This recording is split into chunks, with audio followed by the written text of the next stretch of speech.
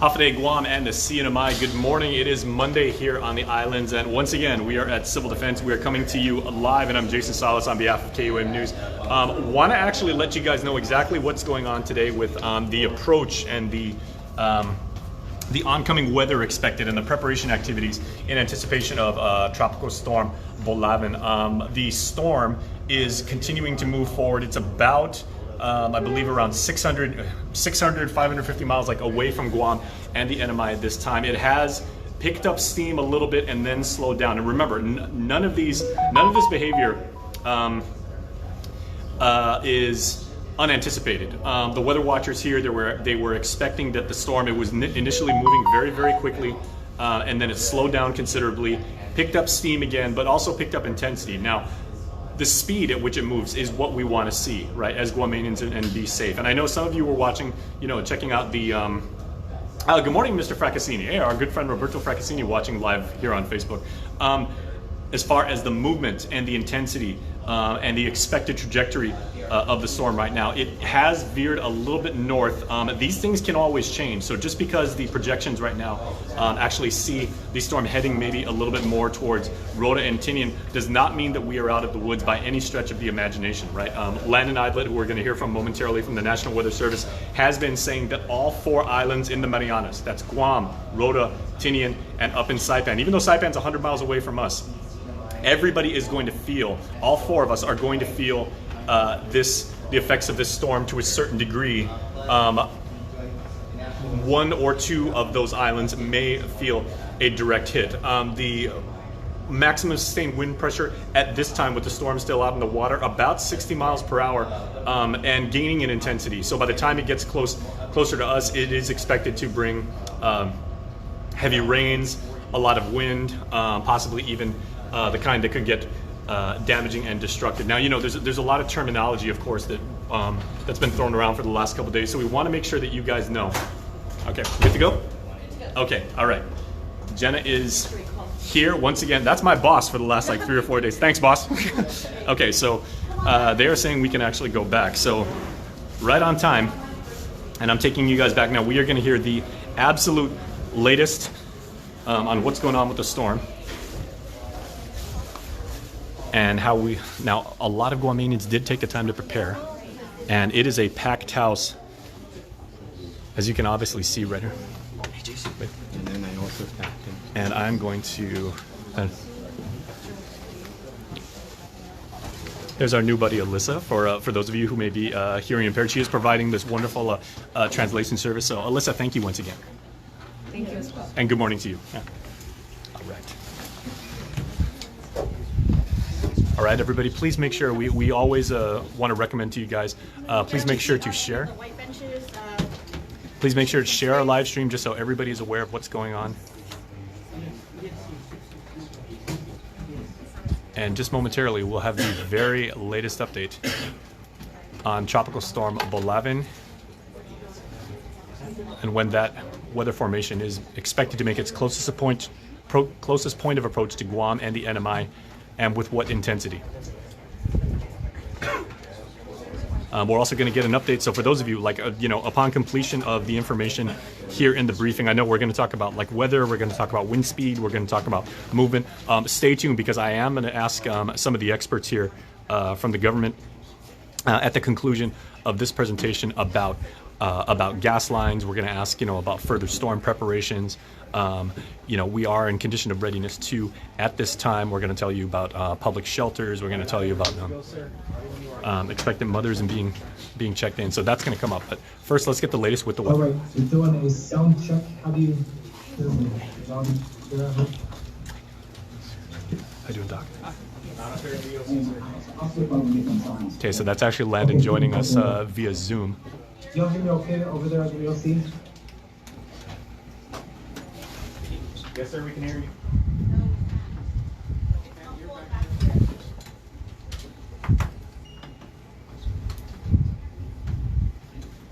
Hey, Alyssa, I'm looking at you on my screen. If you can hear me, just wave at me. Okay, good. Thank you. So I will get started.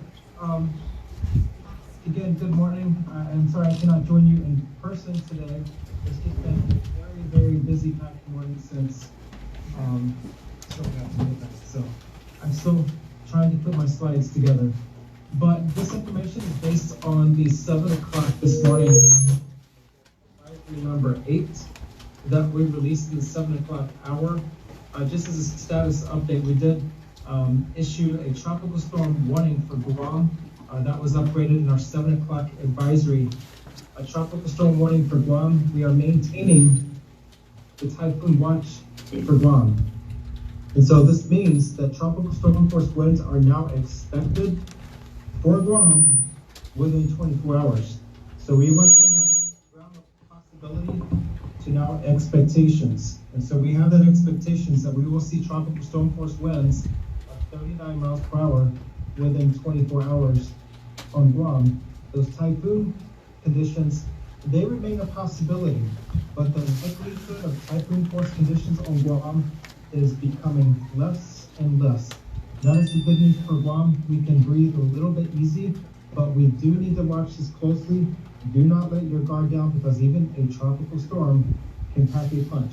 And I'm thinking back to Tropical Storm Maria in July of 2018 that had some significant impacts across northern Guam.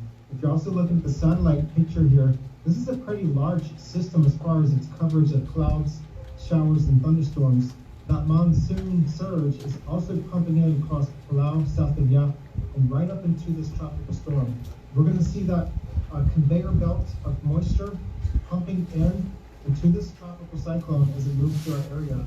We can see some significant rainfall totals with this system. Some caveats with this forward motion, we'll get into those details shortly. But just to get off the 7 o'clock advisory information, that was located about 465 miles east-southeast of Guam, located around 11 degrees north, 151 degrees east, moving northwestward at 8 miles per hour. So we're seeing a little bit more latitude gain at this point with that northward track versus a west-northwestward track. That is the good news for us. The two forecasts over the last 12 hours have maintained a passage north of Rota, somewhere between Rota and Tinian, late Tuesday. That is the good news for us. Will it shift farther northward? That remains a possibility.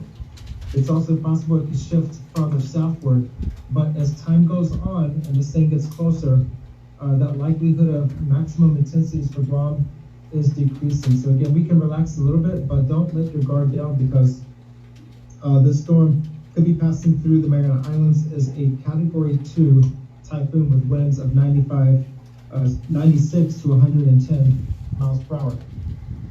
So I repeat the points yesterday that all of the islands will feel some extent of this tropical cyclone, but any one of these locations, more so in the CNMI, could take a direct hit. That would be the maximum intensities of a Category 1, possibly a Category 2 typhoon. As time goes on, the likelihood of Guam taking a direct hit is getting less. But my rule of thumb is, as long as something stays to our east, we have to watch it closely. So again, Balaban is expected to be a typhoon at time of passage, and it's likely to pass through the Mariana Islands late Tuesday. Little wiggles matter, and will continue with each new forecast. And don't panic, but do be prepared. Finish your preparation actions today, because the showers and thunderstorms will likely start filling in sometime overnight tonight. Even though the winds may not be that bad tomorrow morning when you wake up, the weather conditions may not be too favorable to be outside dealing with moving items in your yard. So make sure your actions are completed by tonight. It's still a tropical storm, but it is strengthening. Maximum sustained winds have increased to 60 miles per hour this morning. Steady intensification is expected to continue, and there is the possibility that rapid intensification could still occur. We're looking at about 24 hours from now.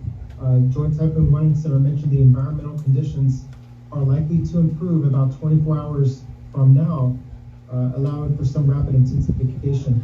Whether it happens before, during, or after passage will have effects, particularly for those islands closest to that passage. So keep an eye on that. Plan for it, but keep an eye on that. CPA from the Joint Typhoon Warning Center, we're still looking at around 8 p.m. for Guam, CPA to Guam, 8 p.m. Tuesday. But those worst conditions may happen after that CPA.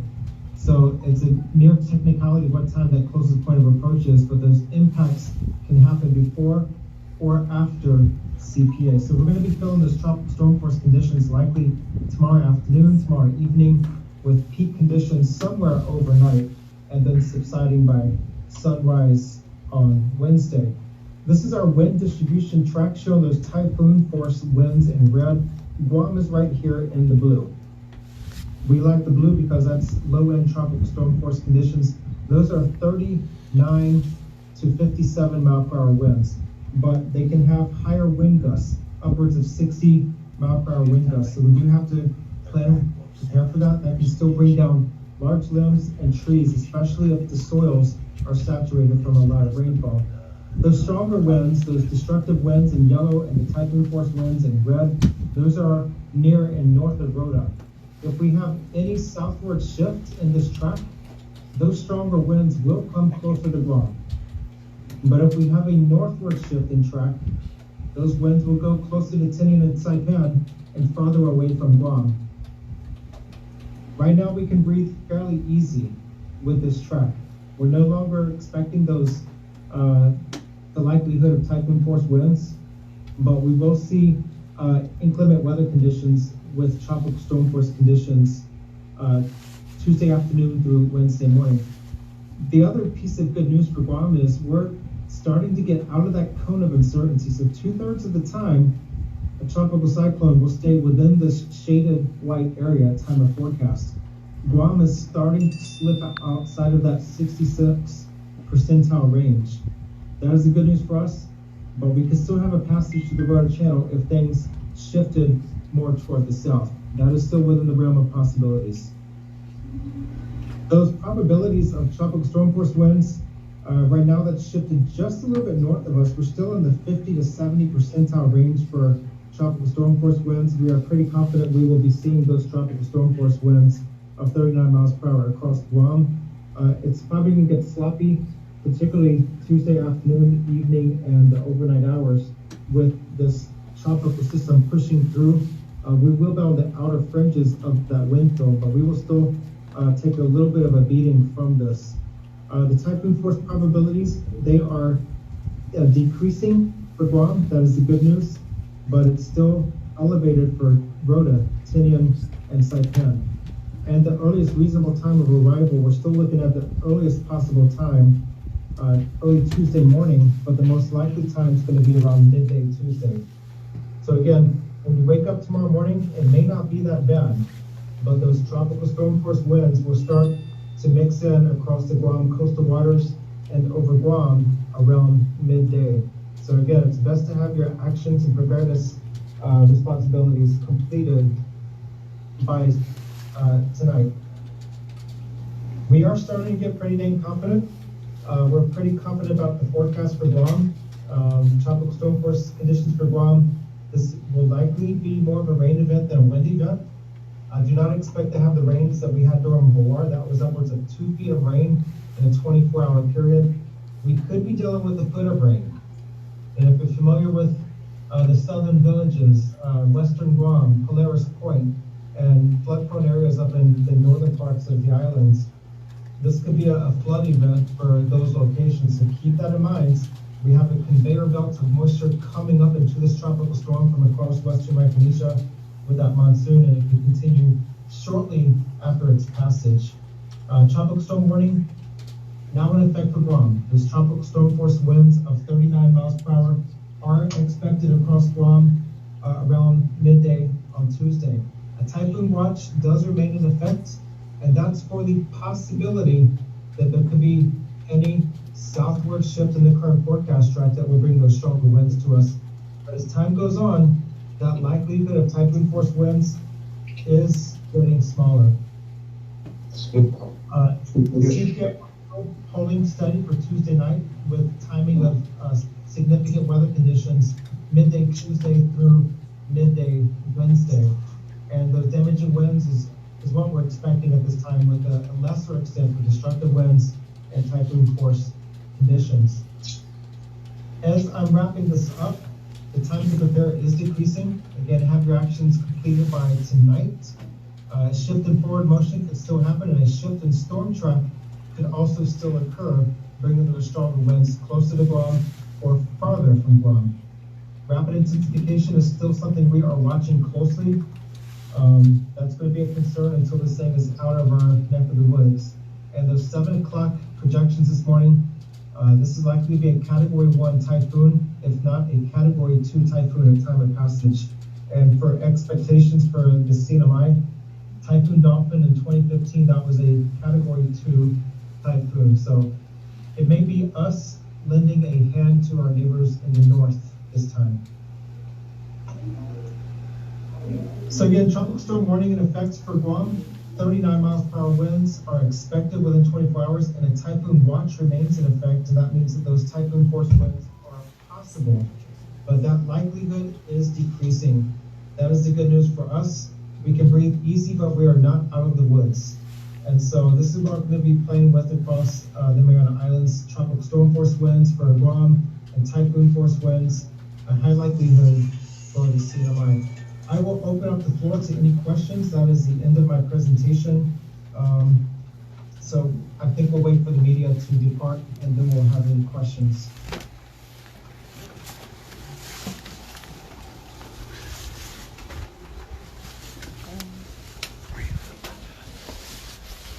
Okay, everybody, you heard it there. That is the most fresh, the latest information from Landon Aylet joining remotely this morning. It's been a very, very busy day. You heard, and they're still compiling the information because they wanted to get the most accurate, the most timely, and the most current information. And you heard exactly that. The situation for Guam right now, Guam, as he said, I'm quoting him here, we're able to breathe a little bit easier, but we are certainly by no stretch of the imagination out of the woods. We still need to do what we have to do to stay prepared. By all accounts, I've been hearing and seeing, as an island resident, I'm going around, neighbors in all villages saying everybody was taking the time to prepare. Many people were gassing up. I'm going to talk to officials about that hopefully in a few moments.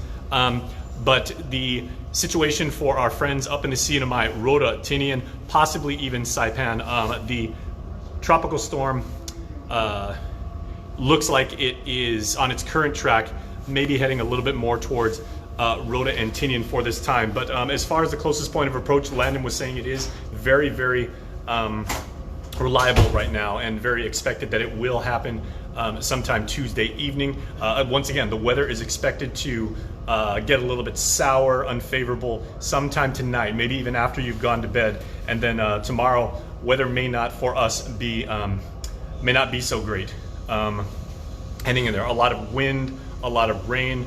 Once again, my colleague Tomas Manglonia, thank you, Tomas, joining us, putting the very latest information up relative to the CNMI. Actually, let me see if I can bring in Tomas on the live stream. I know I can. Let me see if I can do that for a perspective on the CNMI. But yeah, and I've been seeing a lot of comments from you guys right now offering the prayer emoji. Of course, that's what we do as Guamanians. We pray for each other. Please, everybody, we would ask that you continue to pray for the leadership here on Guam, also the leadership and the communities up in Saipan as well. Tell you what, let's get feedback from our friend, speaking of a good friend of ours, Veronica Verdi, and Miss Alyssa, once again from the Federal Emergency Management Agency. Veronica, we've talked to you a couple days now. Where do you stand now that the information is a little bit more manageable? Because now we know when the closest point of approach is supposed to be sometime Tuesday evening. It looks at this point, and these things could always change, because Mother Nature, never has precise plans. But Guam looks to be, at least at this moment, in a little bit better position than the CNMI because you have teams on both islands. Yeah, absolutely. It's always a good idea to never underestimate a storm.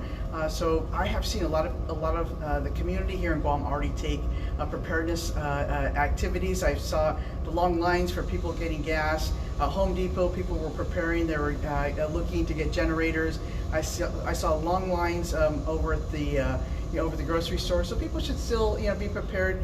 You just never know what could be expected. We have about 200 FEMA staff here, 175 that are sending here to Guam, and we're also pre-positioning also in the Commonwealth of Northern Mariana. So we already have a team set there, already coordinating with the government and the leadership there, just to see what kind of resources needs they may have. Yeah. Should the storm actually head more towards the CNMI and a little bit more less towards Guam, what should the good residents of the CNMI know about how they can contact FEMA when the need arises? Absolutely. Well, if we do get a presidential declaration, they'll definitely be hearing it on the news such as this.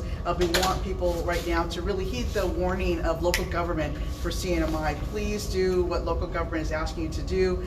Take the steps right now to prepare, especially in CNMI. As we're seeing the storm is headed closer to the Commonwealth of Northern Marianas, we want people to stay prepared, stay vigilant, and get your family, your pets, and your older Americans prepared. Please. All right, there you go. And certainly we'll be seeing you a little bit more in the coming days. And Veronica, we appreciate the hustle as always.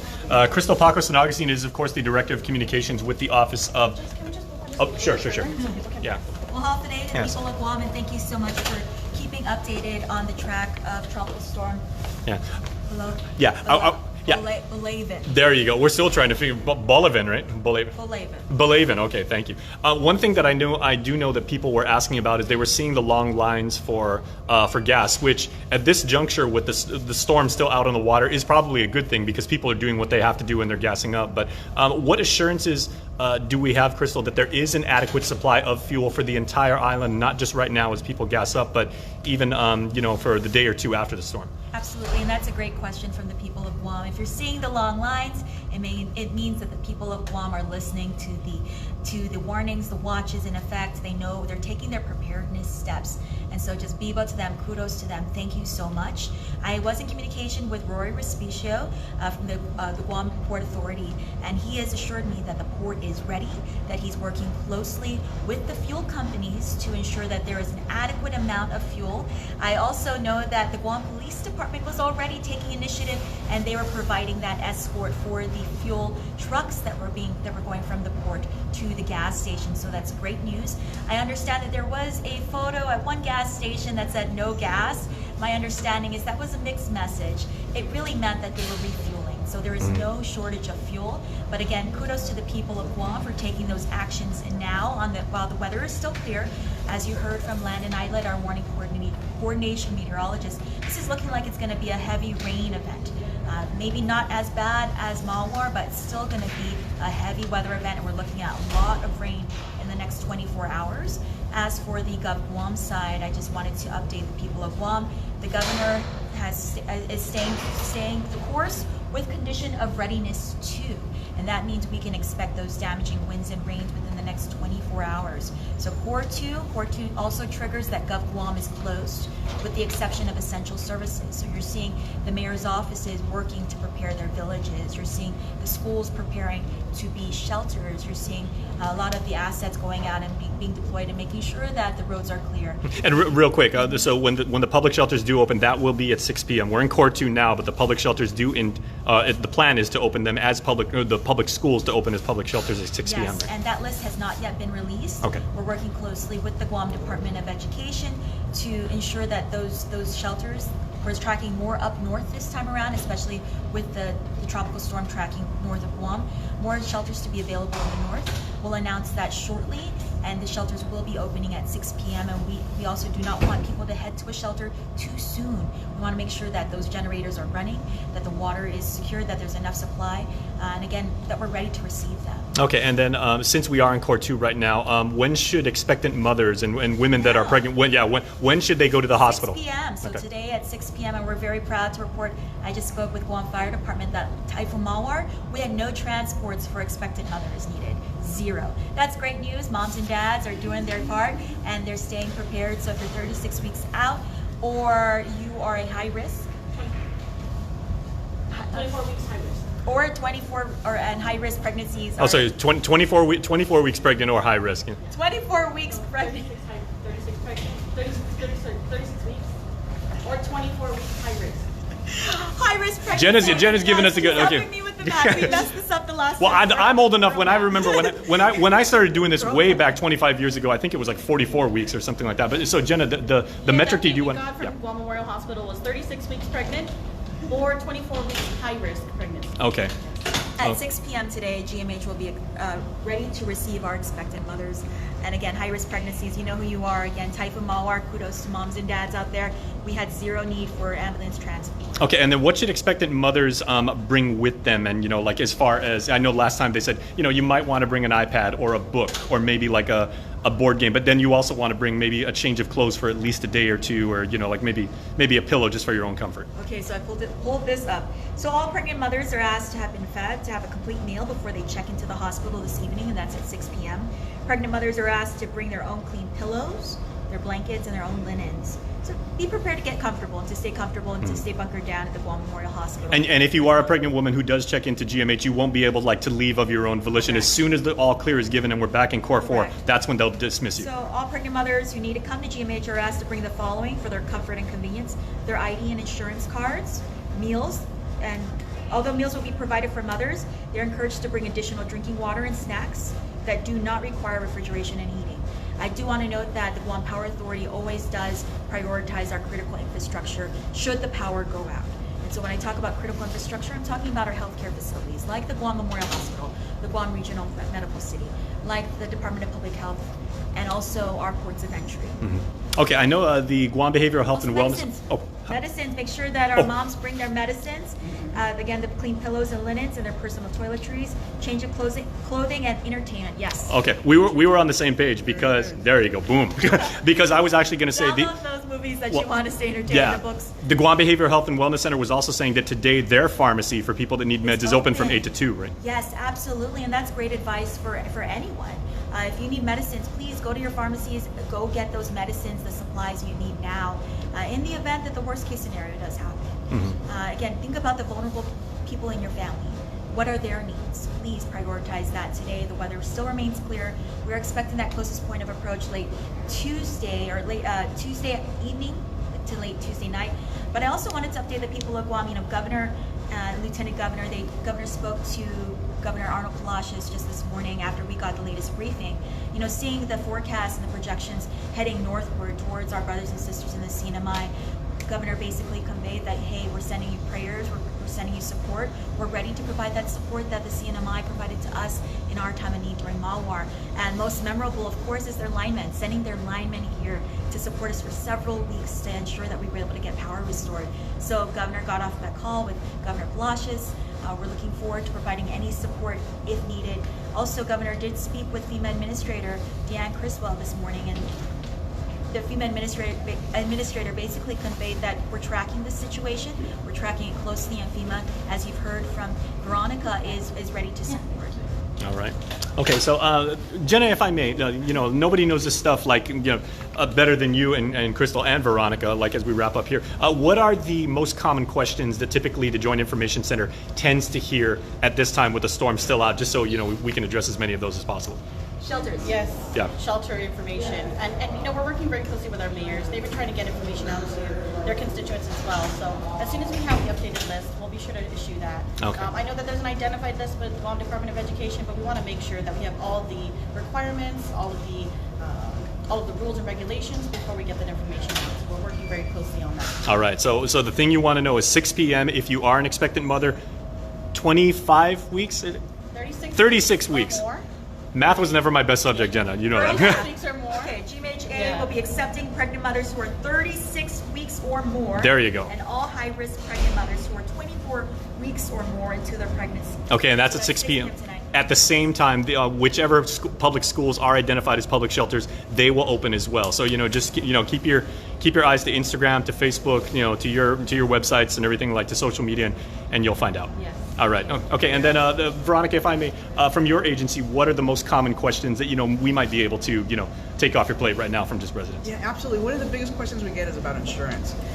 People wonder, just a foot of water can cost over $25,000 worth of damage to your home. So right now it's a great time to start mitigating. Look at the preparedness measures you can take prior to the storm. And we heard a lot of people looking at weather stripping their home, getting sandbags, Getting enough food and supplies. We saw generators over at Home Depot and other stores as well. So now is a really good time to look at your insurance, look to see what you may be eligible for, look through it prior to a storm, and get prepared, which is what people are doing. There you go. Okay, and we're gonna wrap up the same way. Like, okay, group selfie.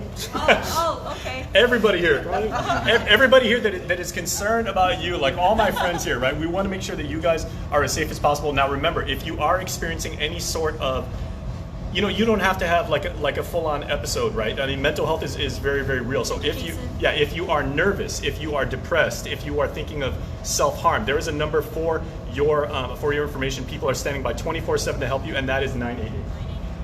988 24/7. Okay, that, and also I know Jenna, you guys have been pushing out probably more than with storms past this year. Make sure to secure, even though they say Guam can breathe a little bit easier, but we're not in the clear. Make sure to secure your important documents, right? That's your birth certificate, your passport, your green card, perhaps your business license, your marriage license. You don't want that. Yeah, insurance documents. Yeah, as Veronica just said. I heard so many stories after Mawar, people were saying like, oh, my birth certificate got wet, and now it's all smudged and everything like that. So secure those in a safe place. Thank We're you. thinking about CNMI as well. Yeah. We have teams there, and as everybody said here, our prayers are with everybody here in Guam and also CNMI. Absolutely. Okay, let's go do the heart for all of us, for everybody in the Marianas. Right, I've only got one hand free, so Crystal, if you would please help me out with that. Yeah, there you go. Okay.